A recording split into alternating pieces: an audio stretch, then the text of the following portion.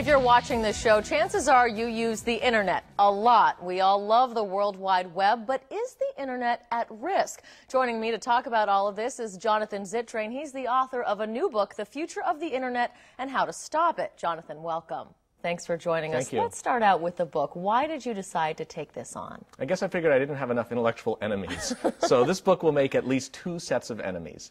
One set of enemies it will make are the internet wants to be free types. Basically anybody under 25 and anybody bearded at MIT who think that it's great to have a technology that anybody can build on at any time. If you've got a great idea, set up a website, try it out, send the people the software, and away you go. And I embrace that too. I love that. But I'm very concerned that the technologies that were built that way, if they stay that way, will end up being abused now that the internet is as mainstream as it is. Exactly the cool parts of the net that allow surprises to come from 12-year-old nerds means that bad surprises can come from any age people who are out to spam us, to give us viruses, to harvest our computer cycles and bandwidth, to turn them into zombies so that the computers are attacking other entities on the internet.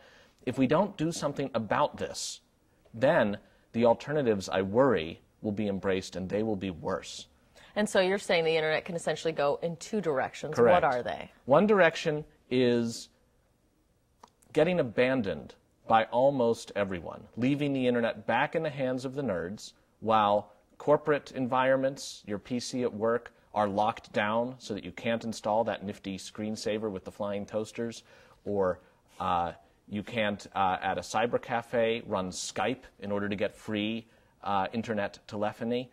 Instead, we'll be stuck with appliances, some sterile appliances, I call them, like the iPhone, where if anything new is to happen on the iPhone, Steve Jobs is the one that has to make it so.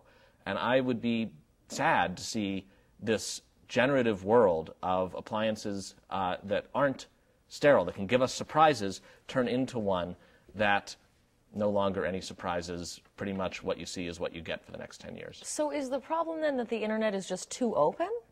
Well, too open, yes. I guess I'd say that. You see me hesitate because this is going to make me enemies. And I love openness. That's what I like about the internet. But I think we're at a phase now where we can't just expect it to be experimental.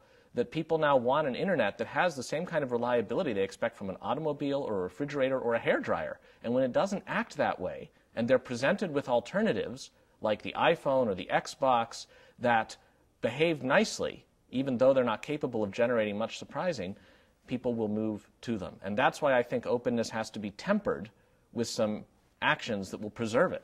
And what kind of actions are you talking about? What's going to prevent this meltdown? Yeah, well, the other set of enemies I make are when people assume that what I'm calling for is massive government intervention to save us from ourselves. I'm not, at least not yet, calling for that. What I want to see is a project across many people developing on the internet to develop community-based ways to give us tools to help each other avoid the really bad things. Now, this starts to sound awfully hippie, but I'm lucky that something like Wikipedia exists. Wikipedia, a crazy idea, a free encyclopedia that anyone can edit at any time, and that's going to generate lots of articles. That's crazy, and yet it works. But it works because it's been able to evolve from its initial total openness to have some tools so that self-proclaimed Wikipedians can help eliminate vandals, can revert articles that have been subverted in some way with lies in them or whatever it may be. And that's the kind of tool set we need for the internet as a whole. Then now that's easy enough for a site to do. How do you do that for the entire World Wide Web? It's a challenge. But the lucky thing is that any entity on the web is capable of communicating with any other entity. That's the magic of the internet. So what it means is we can set up, interestingly, using some of the very tools of spyware, devices on our computers, software, that will actually record their vital signs and how they're doing and relay that back to all other participating PCs. And then when you encounter a fragment of code on the net that might be terrible or it might be the next great thing, you can actually ask the rest of the herd, when was this last seen? Is this from yesterday or is it from 2 years ago? How are you doing after you install it? Do you get happier or less happy? And by being able to query the rest of the herd, just like we have social cues that tell us if a street is safe to walk down, if a movie theater is safe to enter, we can start to cultivate those cues for the technologies that we use as well. And so what do you want when people read this? What do you want them to take away from that? Should we be inspired then to start regulating the internet? No, what I want them to take away is that if they treat these technologies as mere consumers, where they expect there to be a toll-free number to call when something goes wrong or to write a check to somebody to make it all better, that's what they'll get. And that means a world that no longer has the kind of innovation that the internet has produced, that just is stable and fine, but not very interesting. On the other hand, if they're willing to devote a few machine cycles or a little bit of their expertise, in essence, metaphorically, picking up a little bit of litter when they see it in the park and putting it in the trash can, that willingness can be tapped with new tools to produce an internet that is able to generate the next round of innovation. How on earth can you get the entire world to cooperate with something like that? I mean, you're counting on a lot of goodwill there and also a lot of innovation and time from individuals. I know it sounds naive, but it's almost like the concept of herd immunity. It doesn't require everybody on board.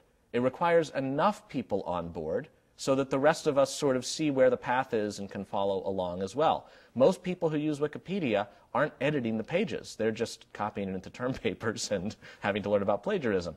But there are enough, there's a critical mass of people who outnumber the people who want to vandalize or trash Wikipedia, that then the commons is preserved for everybody. And that's basically the idea for what we can do for the net. Goodwill online. I'd like to see it. Thank you so much for joining us. A pleasure. Thanks so much. And thank you for joining us. I'm Yunji Denise in Washington, and now you are ahead of the curve.